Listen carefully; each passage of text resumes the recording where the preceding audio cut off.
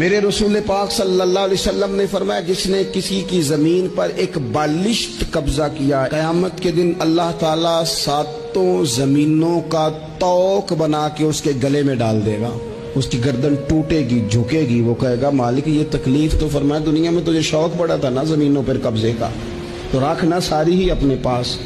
کرنا کنٹرول، لڑ لڑ کے تھک گئے، حالات خراب ہو گئے،